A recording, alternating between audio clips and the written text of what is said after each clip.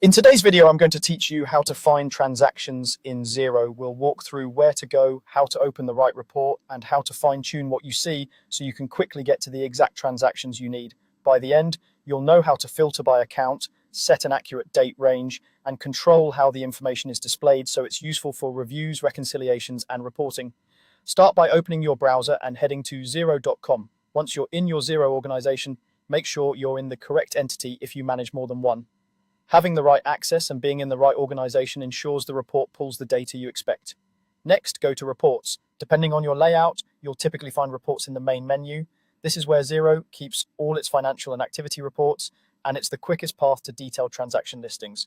From there, open the Account Transactions report. This report gives you a line-by-line view of the transactions flowing through your accounts, which is ideal when you need to trace activity, verify postings, or investigate variances. Think of it as a flexible ledger view that you can tailor on the fly.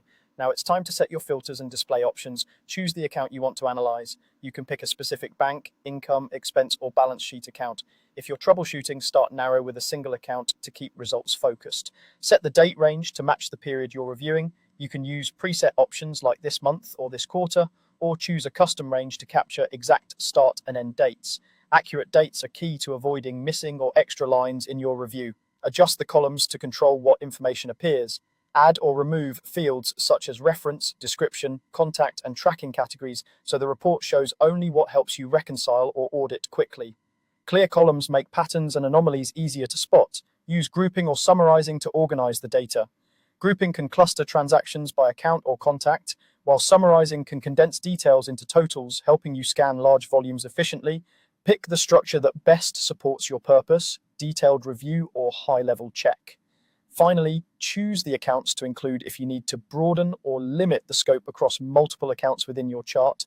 Then click Update. The report will refresh to reflect your selections. If something looks off, adjust your account, dates, columns, or grouping, and update again until the view is exactly right. That's it. Go to Xero.com, open reports, select account transactions, refine your filters, and update to reveal the transactions you need.